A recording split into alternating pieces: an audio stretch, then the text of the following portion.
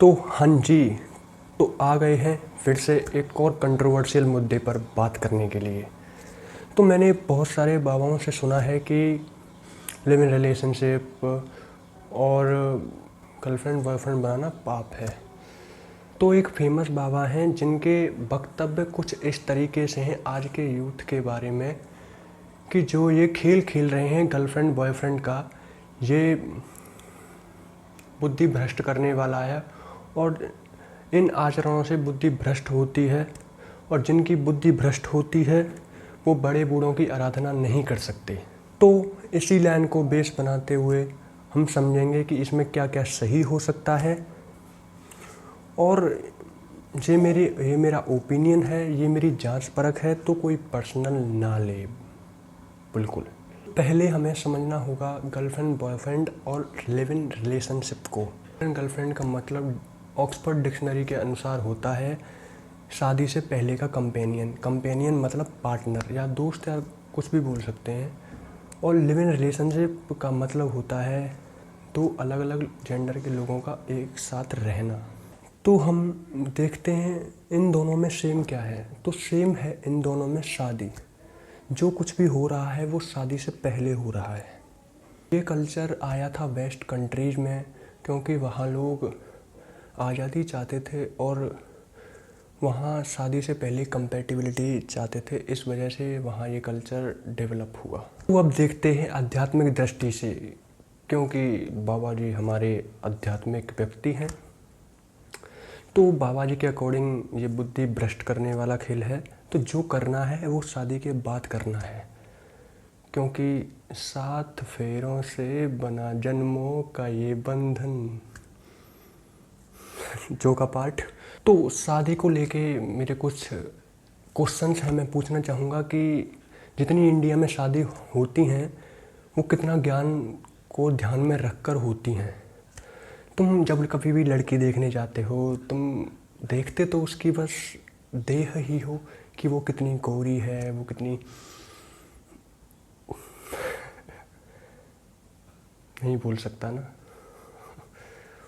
क्या तुम ये देखते हो उसके अंदर कि उसने फ़िलॉसफी से मास्टर्स कर रखी है, उसने बहुत सारी बुक्स पढ़ रखी हैं, या और कुछ तुम देखने उसका जिस्म जाते हो और कुछ नहीं, देखने उसकी देह जाते हो, देखते हो कि कहीं कोई दिक्कत तो नहीं। आप लोगों ने सुना होगा लोगों से कि पढ़ ले, नौकरी कर ले, पैसा कमा ले, फिर तुझे ना हम एक लड़की देंगे और तेरी शादी कराएंगे। तो इसी वजह से आज का यूथ ये सोचता है कि यार ऐसा क्या है उस सामने वाले व्यक्ति में कि मुझे उसके लिए इतनी मेहनत करनी पड़ रही है, मुझे इतना पढ़ना पड़ रहा है, तो मैं पहले ही ट्राई कर लेता हूँ, मैं पहले ही बॉयफ्रेंड बना लेता हूँ, मैं पहले ही ये सब काम करके देख लेता हूँ कि क्या बात है भाई, क्या ऐसा इंटरेस्ट दे रहे हैं यार ये लोग, यार इतना मुझे इतनी मेहनत करने के बाद ये सब मिल रहा है मुझे। देखते हैं तो जिस तरीके से ये समाज की नीतियाँ हैं और जिस समाज ने जो टैबू बना रखा है ना, तो इस तरीके से तो ये गर्लफ्रेंड बॉयफ्रेंड का खेल चलेगा। तो अब बात करेंगे लिव इन रिलेशनशिप की। तो इसके लिए मुझे एक एग्जांपल की ज़रूरत है। मैं आपको इस एग्जांपल से आपके सामने ये बात रखना चाहूँगा। तो मान लेते हैं कि मैं हूँ और एक लड़की है मेरे साथ और उसको हम नाम दे देते हैं गर्लफ्रेंड बॉयफ्रेंड और लिव इन रिलेशनशिप में हम रहते हैं। वैसे मैं किसी भी रिश्ते को नाम देकर उसकी जो ऊंचाई है, उसकी जो आत्मिकता है, उसको मैं ख़त्म नहीं करना चाहूँगा। लेकिन मान लेते हैं एक एग्जाम्पल के तौर पर और बात करते हैं। तो हम एक दूसरे को समझते हैं और मैं जब कभी भी कंटेंट लिखता हूँ किसी वीडियो के लिए तो वो मेरी मदद करती है, मुझसे बोलती है तू इसमें ये चेंजेस कर सकता है, तू चाहे इसमें ये बदलेगा तो ये चेंजेस होंगे। उसे पसंद है फुटबॉल, वॉलीबॉल, टेनिस जैसे गेम्स खेलना, क्योंकि जो शरीर को मजबूत बनाते हैं। और वो एक आज़ाद ज़िंदगी जीना पसंद करती है, वो बुक्स पढ़ना पसंद करती है। अब आप लोग समझेंगे ये तो शर्तें ही हो गई, ये तो कंडीशन ही हो गई यार, बट कुछ ऐसा ऊंचा भी होना तो ज़रूरी है ना, जो ऊंचा हो सब ऐसे ही हो जाएंगे तो क्या भाई मैं नहीं करने वाला, ऐसा है। और जब तुम कभी बनाते हो रिश्ते ऐसे देह के दम पर, देह को ध्यान में रखते हुए, तो तुम देखते हो उसके अंदर बस ये कितनी गोरी है, इसके साथ हो जाऊंगा, इसका बॉडी मुझे मिल जाएगी तो कितना मज़ा आ जाएगा, और तुम इसको देह पर ही अपनी नज़र टिकाए बैठे हो, तो वहाँ कलेश होना, वहाँ कॉन्फ्लिक्ट्स होना, वहाँ बुद्धि भ्रष्ट होना निश्चित है। ये बाबाओं से मेरी इतनी ही गुजारिश है कि ये अध्यात्म को देह से ना जोड़ें, क्योंकि अध्यात्म आत्मा की बात करता है, ऊंची से ऊंची बात करता है।